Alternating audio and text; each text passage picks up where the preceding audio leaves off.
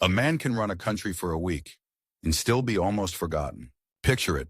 The Prime Minister's chair is warm, the world is on fire, and the clock is already counting down to the moment history will slam the door. Frank Forde didn't just step into power. He stepped into a trap made of time, war, and rivals who were already measuring the curtains. But long before that week, before the headlines and the oath, there was a boy in Queensland learning what it costs to stand up and what it costs to stay standing.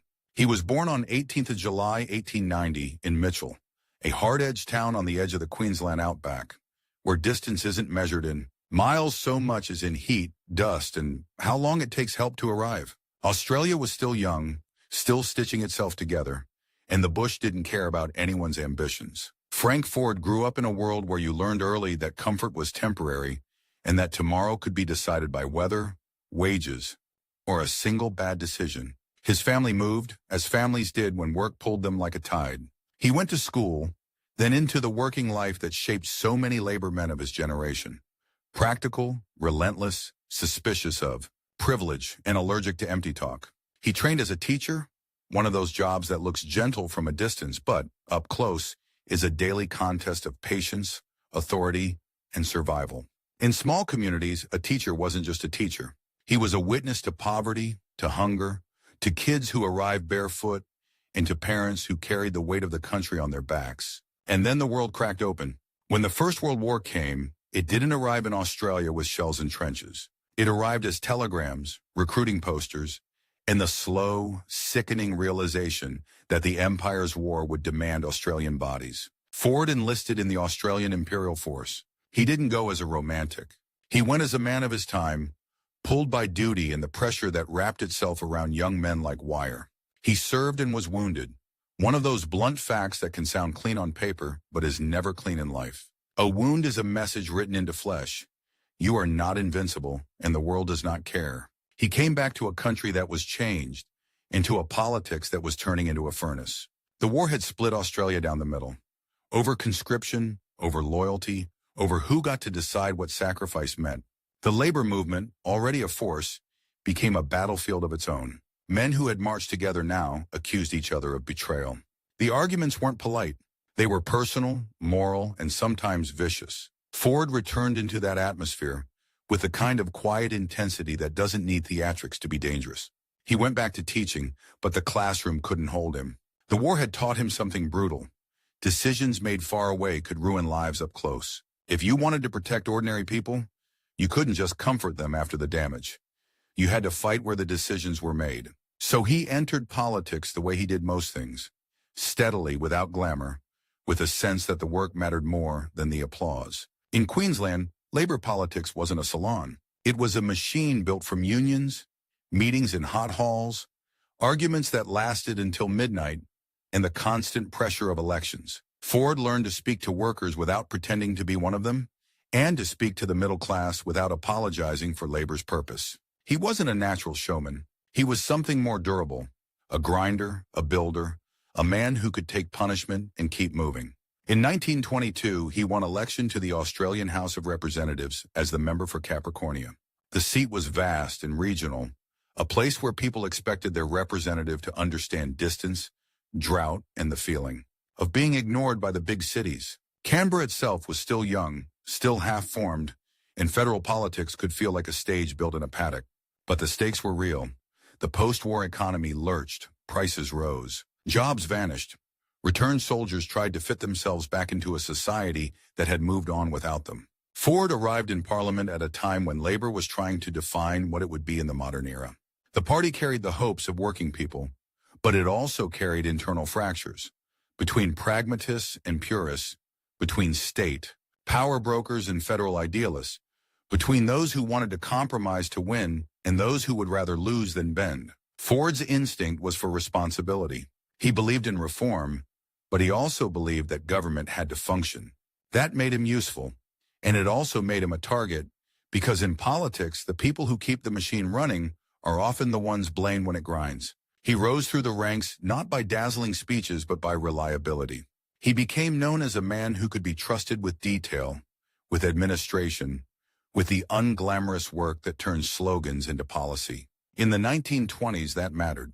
Australia was wrestling with development, with infrastructure, with the question of how a young nation could protect its people from the shocks of global markets. Forde's Queensland background gave him a particular focus: transport, regional needs, the practical arteries of a country that could not survive if its interior was left to rot. Then came the Great Depression, and it hit like a hammer. The early 1930s were not an abstract economic downturn. They were hunger. They were men lining up for relief work, families watching their savings evaporate, and the humiliation of being told that suffering was necessary medicine. Governments fell, parties split. The labor movement, already strained, began to tear itself apart under the pressure of impossible choices. Cut spending and betray your base, or spend and risk financial collapse. In that chaos, Forde faced the kind of conflict that doesn't look dramatic on film, but destroys careers in real life, choosing between loyalty and survival, between party unity and what he believed was workable government. The split that formed around Jack Lang in New South Wales shook federal labor to its core. It wasn't just a disagreement, it was a civil war inside the party. Accusations flew: traitor, coward, sellout, extremist. Careers were ended in a sentence. Friendships died in corridors. Forde, aligned with the federal leadership, found himself on the side that tried to hold the line against what it saw as reckless populism. That stance came with a price. In the labor movement, being responsible can sound like being soft, and being practical can be twisted into being disloyal. But he held his ground and he kept working. In 1931, the federal labor government collapsed, and the party was smashed at the election. For many, it was the end. For Forde, it was a test of endurance. He stayed in Parliament, one of the survivors, watching as the political landscape rearranged itself. The conservative governments of the 1930s promised stability, but stability for whom? Unemployment remained brutal. The world economy remained uncertain. And overseas, something darker was rising: fascism, militarism, the sense that another war was not a question of if, but when. Inside labor, the long work of rebuilding began. It required discipline, message control, and leaders who could look like a government in waiting rather than a protest movement. Forde became part of that rebuilding, and his relationship with John Curtin grew in importance. Curtin, a man with his own scars and doubts, was emerging as the figure who could unify the party and speak to the nation. Forde was not Curtin's rival in charisma. He was something else: a pillar. The kind of colleague who could carry weight when the leader was under strain. By the mid to late 1930s, the international situation was turning poisonous. Newsreels showed marching armies, flags, and crowds roaring for war. Australia, far away, could not pretend distance was protection. Defense became a central question, and it was politically dangerous. Australians remembered the slaughter of the First World War. They feared sending another generation into the grinder. Yet the threat was real, and the country's preparedness was questionable. Forde's own war experience gave him a particular authority when the subject turned to defense and national security. He understood in his bones what war meant. Not the speeches. War, the blood, the mud, the telegrams to families. That made him cautious, but it also made him serious. He was not interested in fantasy. He was interested in readiness. In 1940, with war already underway in Europe and the Pacific looming like a shadow, labor returned to government under Curtin in 1941, after the fall of the previous administration. But even before that, the pressure on the political class had become relentless. Every week brought new disasters overseas. Every month brought new demands for manpower, production, coordination. The nation was being forced to grow up at gunpoint. Forde's moment in this story begins to sharpen here, because the conflict that would define his life was not a single enemy across a battlefield. It was the brutal grinding contest inside government itself. The fight to hold unity under wartime pressure. The fight to keep the party together. The fight to be seen as competent while the world demanded miracles. And within that, there was another quieter conflict, one that would later become a ticking clock: the fragile health of John Curtin. The man holding the government together. People didn't always see it at the time, but the strain was carving Curtin down. The Prime Minister carried the war like a physical weight. Long hours, constant decisions, the knowledge that a wrong call could cost thousands of lives. Around him, ministers watched, worried, and kept working because there was no alternative. Forde, steady and dependable, moved closer to the center of power, not by ambition, but by necessity. In wartime, the reliable men are pulled forward like iron to a magnet. He became deputy leader of the Labour Party and, in government, took on major responsibilities. The exact titles mattered less than the reality. He was now one of the men expected to keep the country functioning while it mobilized for survival. The stakes were no longer electoral. They were existential. And still, the public face of politics remained deceptively ordinary. Parliamentary sessions, press statements, committee work. But behind the scenes, the tempo was accelerating. The war was coming closer. The decisions were getting heavier. And the clock that would one day trap Frank Forde in the most intense week of his life had already started ticking, quietly inside, the body of the man he served beside. Because in politics, the most terrifying deadline is not always an election date. Sometimes it's a heartbeat. The heartbeat deadline didn't announce itself with sirens. It hid behind polite smiles, cabinet papers, and the ritual of Parliament, until the day it would rip the government open like a seam under strain. By 1941, Australia wasn't just at war, it was being hunted by it. And Frank Forde, steady, unflashy, built for endurance, was being pulled into the blast radius of history, closer and closer to the one man holding the whole structure together, John Curtin. When Labour finally took office in October 1941, it inherited a nation already running on nerves. The fall of Singapore was only months away, but the dread was already in the air. Japan was expanding, Europe was burning, and Australia, his old assumptions, distance, empire, she'll be right, were turning to ash. Curtin became Prime Minister with the weight of catastrophe on his shoulders, and he needed ministers who could do more than talk. He needed men who could carry load. Forde was one of them. He wasn't the headline grabber. He was the man you put in the engine room when the ship is taking on water. Curtin made him Minister for the Army, an appointment that sounded administrative until you pictured what it meant in 1941 and 1942. Training camps swelling, equipment shortages, frantic planning, and the terrifying knowledge that if the Pacific War rolled south, the next battlefield might be Queensland cane fields and suburban streets. Then Pearl Harbor happened. Then the Pacific exploded. Then the map changed so fast it felt like the world was tilting. In early 1942, Singapore fell, an imperial fortress collapsing in days. Australians listened to the news and felt something primal. Abandonment. The old guarantee, Britain will protect us, was suddenly a story people told themselves to sleep. Curtin made the historic pivot toward the United States, and the country's survival began to depend on alliances, logistics, and speed. Speed became a kind of violence. Decisions that once took months now had to be made in hours. And Forde, as Army Minister, was at the center of the most brutal arithmetic imaginable. How many men can we train? How fast can we arm them? Where do we send them? And how many won't come back? The war didn't just demand courage. It demanded organization. It demanded factories, railways, ports, supply chains, and a government that could force a continent to move in one direction. Curtin's cabinet became a pressure cooker. The public saw speeches and photographs.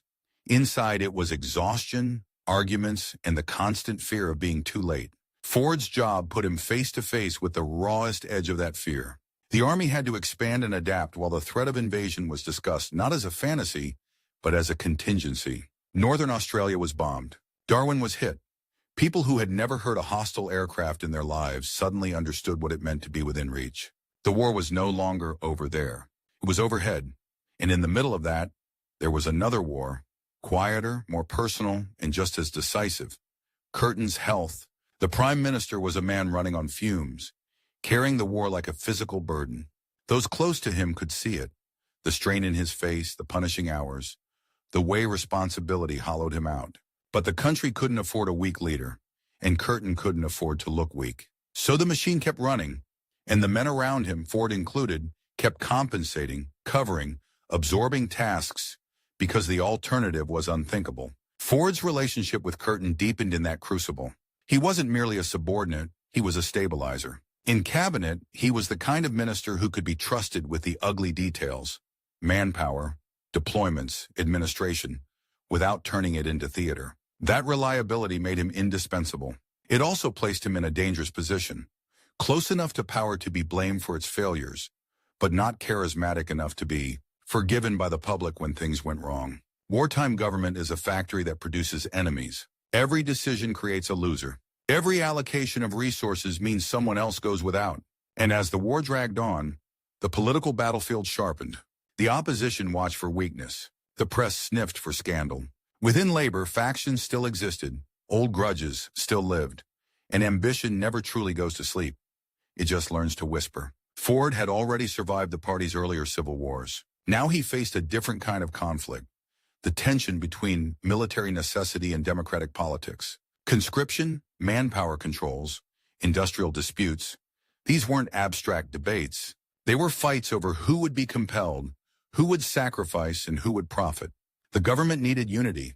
The country was full of competing interests. Forde, as army minister, stood at the intersection of those forces, trying to keep the army supplied with men and material, while the home front argued over what was fair. By 1943, Labor won a landslide election. It looked like vindication.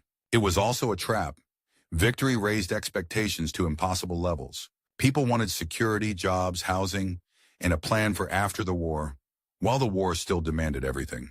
The government had to promise a future while rationing the present. Curtin's authority grew, but so did the pressure on his body. The Prime Minister's health was no longer a private worry. It was a national vulnerability. Forde's own portfolio shifted as the war evolved. In 1944, he became Minister for Defense, an even broader responsibility, the kind that turns your desk into a battlefield map. Defense wasn't just strategy. It was coordination between services, production targets, alliances, and the constant negotiation with commanders and allies. It meant living inside the machinery of war, where every delay could be fatal and every mistake could be political dynamite. And then, as the war in Europe moved toward its end, the government's internal clock began to tick louder. Curtin was visibly deteriorating.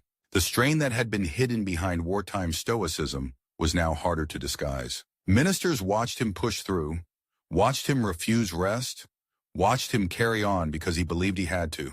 The war had made him indispensable, and that made him a prisoner of his own duty. For Forde, this created a cruel paradox. The more he supported Curtin, the more he was being positioned, whether he wanted it or not, as the man who might have to step in. Not as a conqueror, as a substitute, a spare part for the most important job in the country, in the middle of the most dangerous era. Then came the moment that turned the quiet dread into a hard fact. On 5th July 1945, John Curtin died in office. There are deaths that feel like a personal tragedy and deaths that feel like a structural collapse. Curtin's was both. Australia was still at war with Japan. The atomic bomb had not yet been dropped. The Pacific conflict was still consuming lives. And suddenly the man who had become the symbol of national endurance was gone. In that instant, the government didn't have the luxury of mourning first and deciding later. It had to keep moving. The country needed a prime minister immediately. The governor general needed advice. The cabinet needed direction. The war machine needed a driver. Frank Forde was sworn in as prime minister. Not after a long campaign, not after a party ballot, not after a public debate. He stepped into the role because the system demanded continuity and because he was the deputy leader, the man next in line when the leader falls. It was constitutional necessity, not a coronation. And here the trap snapped shut. Forde's time in the top job came with a deadline so brutal it almost feels like a joke. Except it wasn't. Funny to anyone living it. The Labour Party had to choose a new leader, and it had to do it fast. The caucus would meet within days. Whoever won would become prime minister. Forde wasn't just leading a nation. He was holding the wheel while the crew decided whether to throw him overboard. 7 days a week, a handful of sunrises. Imagine the psychological violence of that. You are Prime Minister of Australia, and you know, everyone knows, you might not be Prime Minister by next Monday. Every decision you make will be judged through the lens of your temporary status. Every phone call, every briefing, every condolence message is laced with calculation. Is this man merely keeping the seat warm? Yet the responsibilities didn't shrink to match his time. If anything, they grew. Curtin's death created uncertainty at the worst possible moment. The war against Japan was nearing its climax, and the post-war world was already being negotiated. Australia's place in that world, its security arrangements, its role in the emerging international order, was being shaped in real time. A week could matter. Forde had to project stability while standing on a trapdoor. He also had to navigate the internal reality of labor politics. The obvious contender was Ben Chifley, respected, capable, and increasingly seen as the man to lead the transition from war to peace. Forde wasn't blind to that. He knew the numbers might not be with him, but politics is never purely arithmetic. It's emotion, loyalty, and timing. Curtin's death had created a vacuum, and vacuums pull at everyone nearby. So Forde did what he had always done. He worked. He chaired meetings. He kept the cabinet functioning. He dealt with the immediate demands of wartime administration. He represented the government at Curtin's state funeral, standing in the public gaze at a moment of national grief, carrying the solemnity of a role he might not keep. And all the while, the caucus meeting loomed like an execution date. Inside the party room, the contest wasn't theatrical, but it was real. This was the key conflict of Forde's life at the summit. Not a duel with an external enemy, but a confrontation with the system of leadership itself.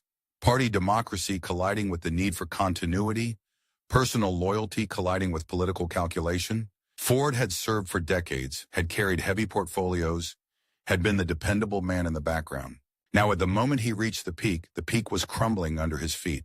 On 13th of July 1945, Labour caucus met and elected Ben Chifley as leader.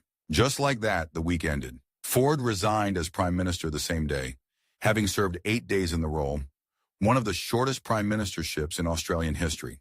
The contrast is almost cinematic. The highest office in the land, held briefly like a match in the wind, then gone. No election, no grand defeat, just the party's decision, made in a room, sealing his fate. But the story didn't end with humiliation or exile. Here came the twist that reveals something essential about Forde. He stayed. He didn't storm out. He didn't burn bridges. He accepted the verdict and continued to serve under Chifley, returning to the defense portfolio. In a political world where wounded pride often becomes sabotage, Forde chose continuity. That choice helped keep the government stable at a moment when stability was not a luxury. It was survival. And the war still wasn't over. In August 1945, atomic bombs fell on Hiroshima and Nagasaki. Japan surrendered.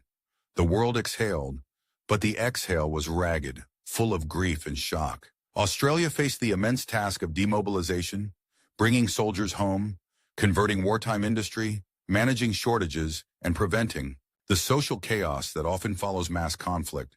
The government had to pivot from total war to reconstruction without letting the country fracture. Forde, back in cabinet, was part of that pivot. Defense in peacetime wasn't simply less. It was different. Planning for a new world where old empires were weakening, where the United Nations was being formed, where the Cold War's first shadows were already stretching across the globe. Australia had learned painfully that it could not rely on distance. That lesson would shape policy for decades. Yet for Forde personally, the psychological imprint of July 1945 never really faded. He had been Prime Minister, technically, undeniably, and yet the role had slipped through his fingers almost as soon as it touched them. It's the kind of experience that can either destroy a man or harden him into something quieter. A person who understands, with brutal clarity, that history doesn't always reward service with recognition. Still, he kept going. He remained deputy leader for a time, working within Chifley's government as it tackled post-war reconstruction, housing shortages, economic management, the reintegration of veterans, and the building of a modern welfare state. The political stakes were enormous. The public wanted a better Australia after the sacrifice. The opposition warned of overreach. The unions pushed, business resisted. The government walked a tightrope over a country that was tired, proud, and impatient. And in the background always was the memory of that week. 8 days when Frank Forde held the highest office in the land, with a clock ticking so loudly it might as well have been in the room. A prime minister on borrowed time, steering through national mourning and wartime urgency, while his own party prepared to replace him. That is the strange, sharp center of his life. Not a rise and fall over years, but a rise and fall over days, compressed, intense, and almost too fast for the public to even notice. But inside the government, inside the machinery of power, everyone noticed. Because they saw what it took to keep the country moving when the leader died, the war still raged, and the future was being negotiated minute by minute. And they saw what it cost. If you want to understand Frank Forde's real power, don't look at the 8 days he was Prime Minister. Look at what came after. When the spotlight moved on, the applause died, and the country still had to be rebuilt with bare hands and ration books. Because this is where the story turns cruel. The man who briefly held the top job now had to prove, day after day, that he wasn't just a placeholder. He had to fight for relevance inside a government that was racing into the future without waiting for anyone to catch their breath. The war ended, but the pressure didn't. It changed shape. In late 1945 and into 1946, Australia was a nation trying to unbolt itself from a wartime posture without snapping the spine. Hundreds of thousands of servicemen had to be brought home, paid, housed, employed. Factories that had been churning out war material had to be converted. Shipping was scarce. Materials were scarce. Housing was a national emergency. Families doubled up, makeshift dwellings, queues, frustration. And over all of it hung a new, colder fear. The world hadn't become safe. It had simply changed enemies. As Minister for Defense in Ben Chifley's government, Forde was back in the engine room, again. Defense now meant something paradoxical. Demobilize fast enough to satisfy a public desperate for normal life, but not so fast that Australia became naked in a world that was already hardening into blocks. The Soviet Union was no longer a distant headline. It was a strategic reality.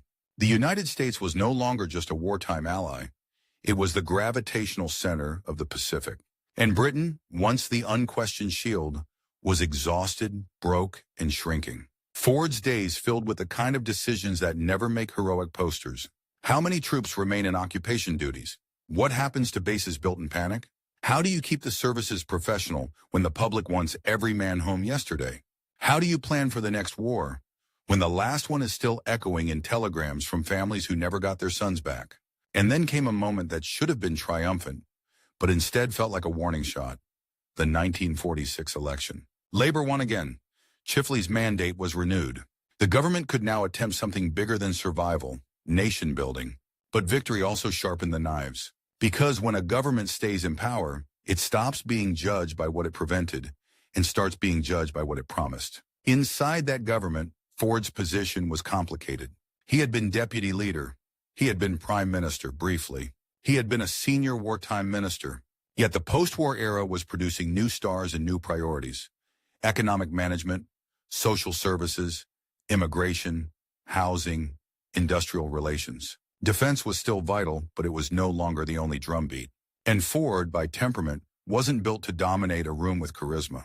He was built to carry weight quietly until the weight became invisible. Still, he kept taking on the hard portfolios. In November 1946, he shifted from defense to become Minister for the Army again. An administrative change on paper, but in practice. A signal. The government needed him where the machinery was most delicate. The Army was shrinking, reorganizing, redefining itself. Wartime citizen soldiers were returning to civilian life. The institution had to become something leaner, professional, and ready for a world where conflict might not announce itself with declarations. And the world kept proving that point. In 1947, the international atmosphere darkened. The Cold War wasn't a theory anymore. It was policy. In Europe, lines were being drawn. In Asia, old colonial structures were cracking. Australia's strategic environment, its near north, was in motion. And motion in geopolitics is never neutral. It either becomes opportunity or threat, depending on whether you can keep up.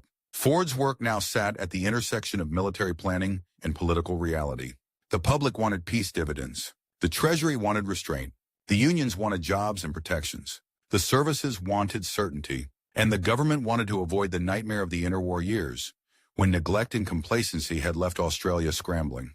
In 1939 and terrified in 1942. Then in 1948, the government moved him again, this time into a portfolio that sounded almost gentle compared to wartime defense, Minister for Immigration. But the gentleness was an illusion. Immigration was a battlefield of a different kind, and it came with its own ticking clock. Because Australia had made a decision that would reshape the continent, populate or perish. The phrase wasn't just rhetoric, it was a strategic doctrine born from the shock of near invasion.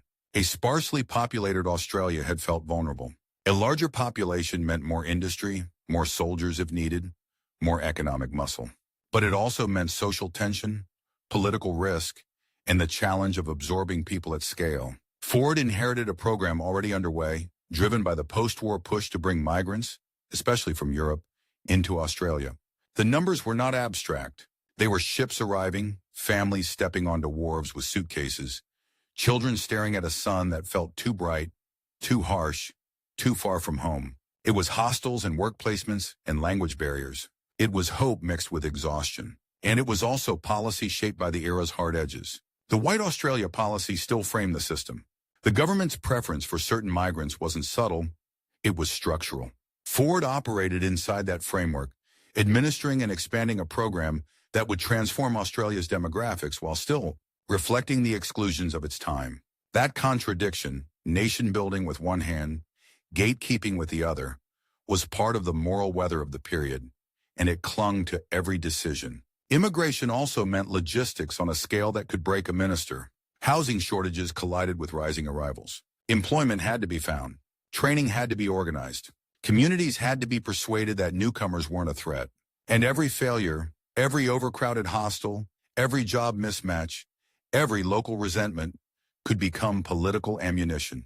Forde's conflict here wasn't with a single rival. It was with the clock and the system, the government's ambition versus the country's capacity. Bring in too few, and you risk strategic weakness and economic stagnation. Bring in too many too fast, and you risk backlash, chaos, and a political revolt that could kill the whole project. He pushed forward anyway because that was his pattern. Take the unglamorous load and keep moving. But while Forde was managing the human tide, another storm was building, one that would decide the fate of the Chifley government and, with it, Forde's entire political life. In 1949, Australia was hit by a crisis that felt like the country's nerves were being exposed. The coal strike.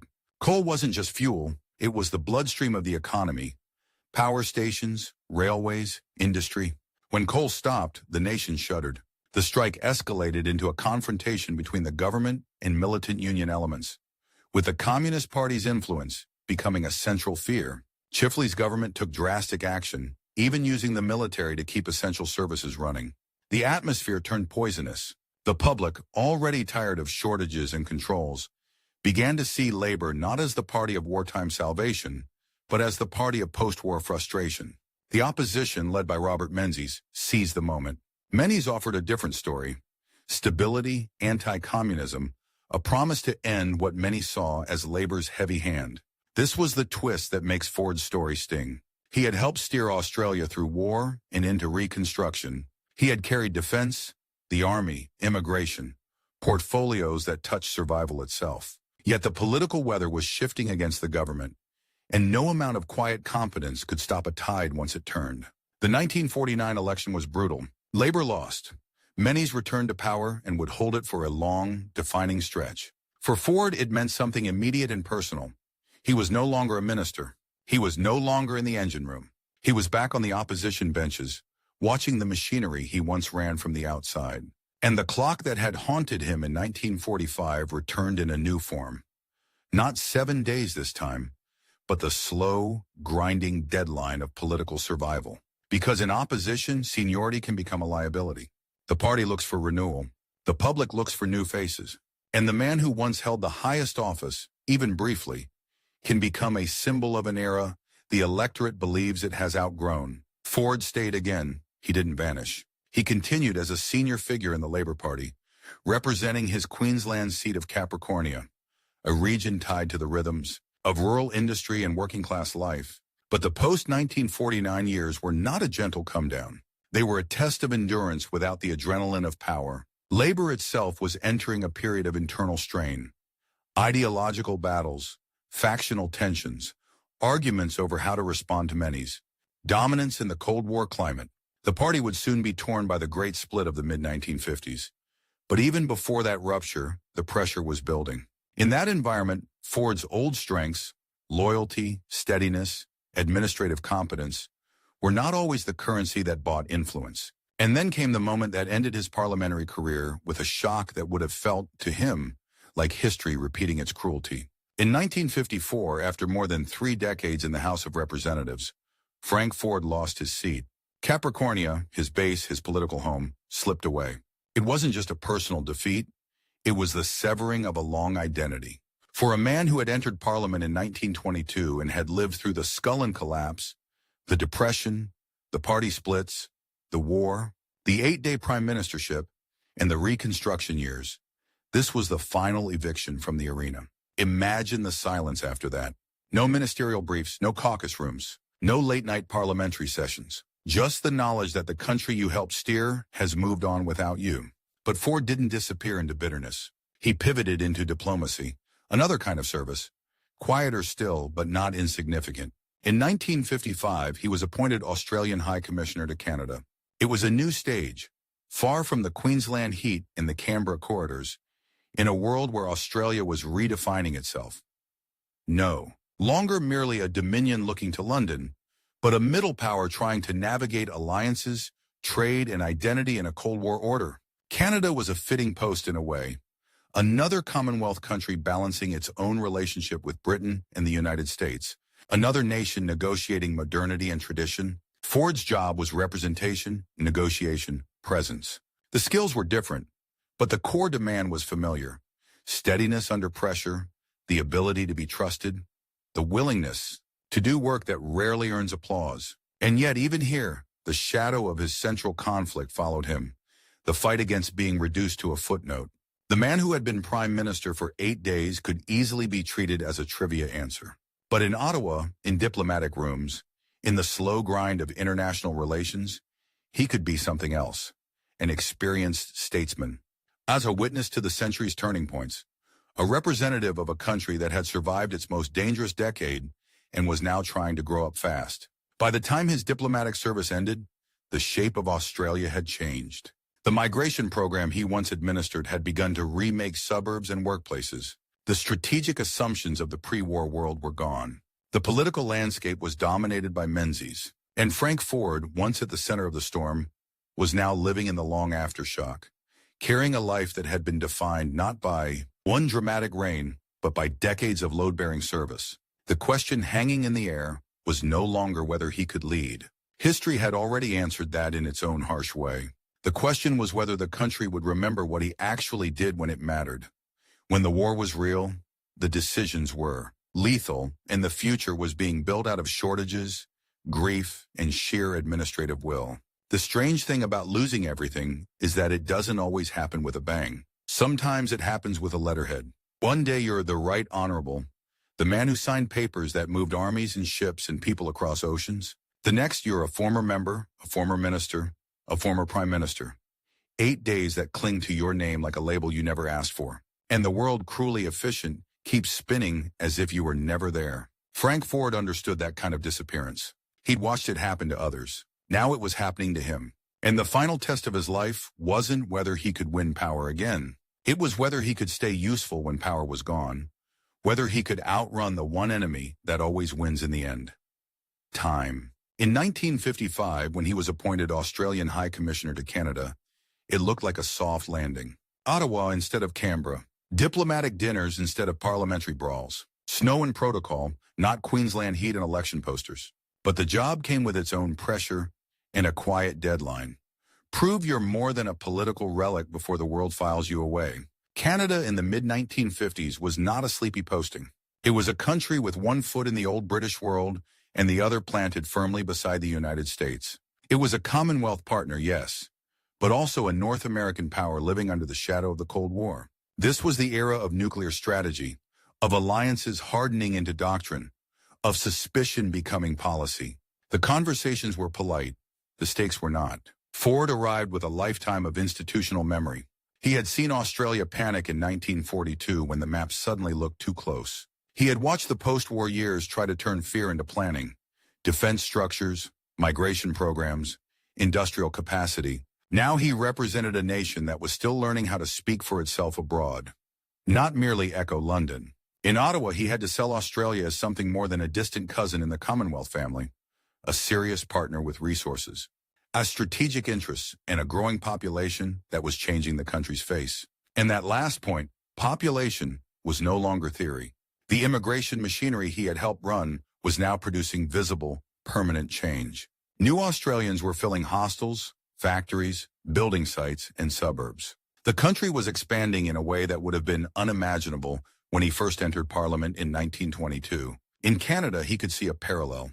Another vast land, another society shaped by migration, another political culture balancing identity with pragmatism. It gave him a language to speak in, shared experience, shared dilemmas. But diplomacy has a particular kind of loneliness. In domestic politics, you fight in crowds. In diplomacy, you fight in rooms where everyone smiles and nothing is written down in the moment that matters. Your weapon is credibility. Your ammunition is patience. And your opponent is often invisibility. Forde served in Canada until 1957. 2 years doesn't sound long unless you understand what those years meant to a man who had just been voted out after 3 decades in Parliament.